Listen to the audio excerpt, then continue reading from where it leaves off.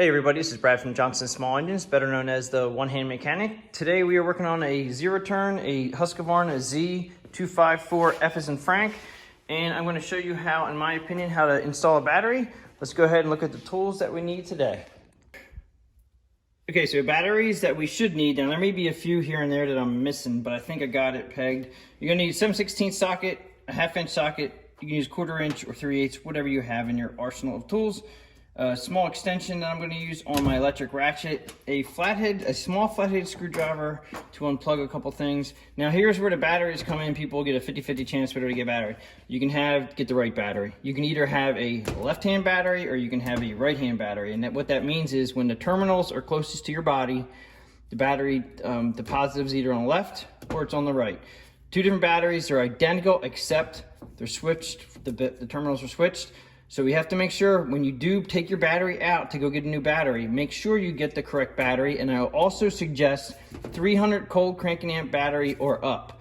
That's going to, especially with a lot of these twin cylinder engines, they need a little bit better of a boost. When you buy a machine brand new, they usually give you a better price on the machine because they cheapen up on the batteries. Let's go ahead and get started and we'll get this battery out.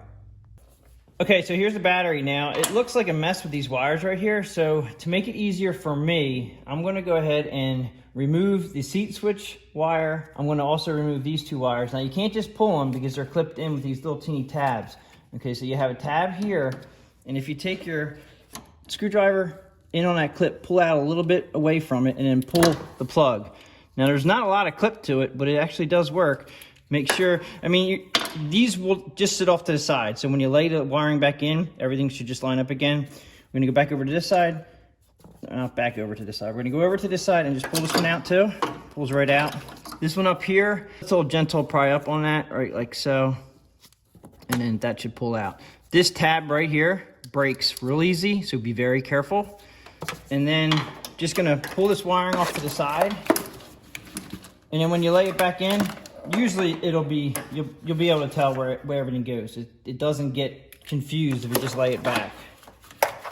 Okay, a little bit more space in here. The positive, you have to be careful when you take this off, just so you're not arcing. So we're gonna go ahead and take the negative off first. And I do believe that this is a 1/2 inch. Now they're using carriage bolts, so I'm just gonna hold my arm behind that so they don't start to spin. I actually like the non-locking nuts, and I don't like the fact that you have a carriage bolt, but because they give us limited space back here, you can't even get a wrench back there. So the carriage bolt is probably the way to stay with it for this particular model. Okay, so we're gonna go over to this side. All right, so this will come out of the way. Now we're gonna put the 7/16. To get these off, I'm pretty sure they're 7/16. Yes.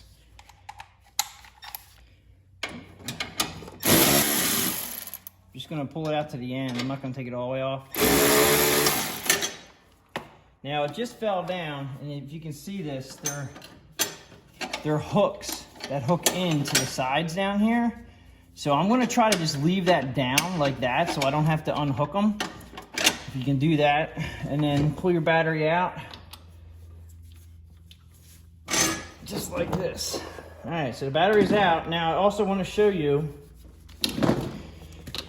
oops, don't lose your hardware like I just did. Got the hardware here, the other one here. Now this is April of 21, so it's only April of 23 right now. So this is only 2 years old.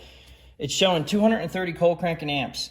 That is not a very healthy battery as far as the amps in it. And this is a twin cylinder Kawasaki engine on this. So I would definitely recommend a higher cranking amp battery. Like I said, they sell you less expensive batteries to keep the cost down on the machine. So don't expect these to last a whole lot. You can also just charge the battery up if you have a battery charger.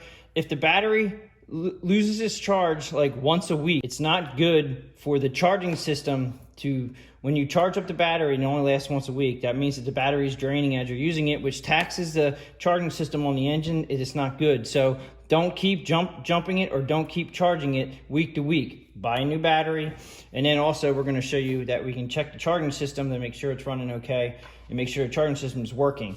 Now let's go to the bench and see which one we need. Okay, so the terminals closest to me, positive's on my left.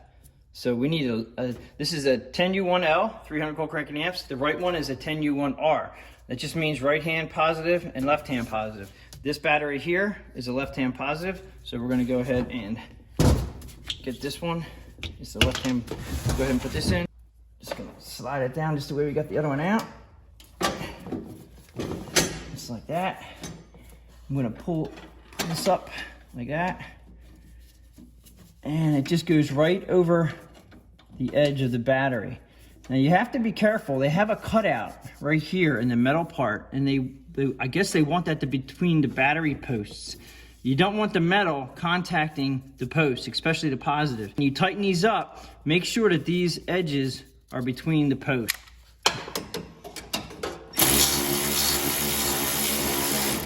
Now, I have a feel for how tight they go before I stop wrenching on them.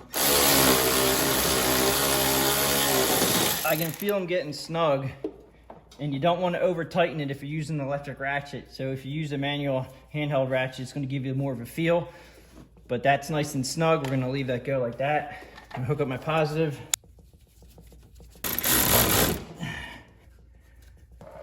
All right, go ahead and do the negative. Tighten it up.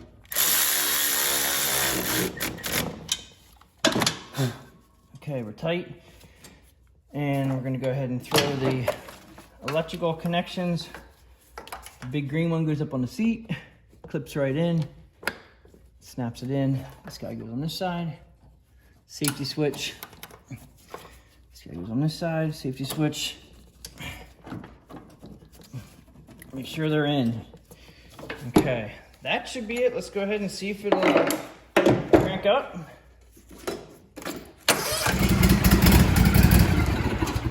Okay, now I did want to show you, I'm going to show you the charging system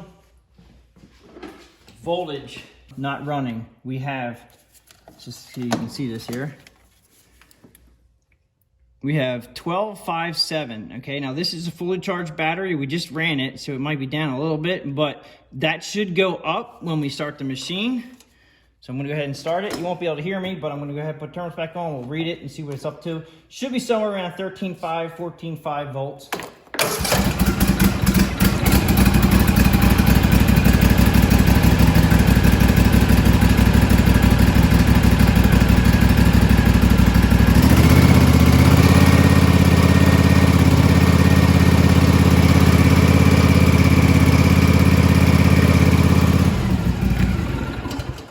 Now, as you can see, I started that at idle and I checked it at idle. It didn't come up much. You have to run them about, a little bit off idle, half throttle to full speed. When you're running full speed in your yard and you're cutting grass, it's gonna charge just fine. It was charging at like 14.7. So that pretty much sums it up for how to install the battery. If you have any questions or comments, please leave them below. I do appreciate everybody watching my videos. Please subscribe, tell your friends about my channel, and I will catch you guys on the next one.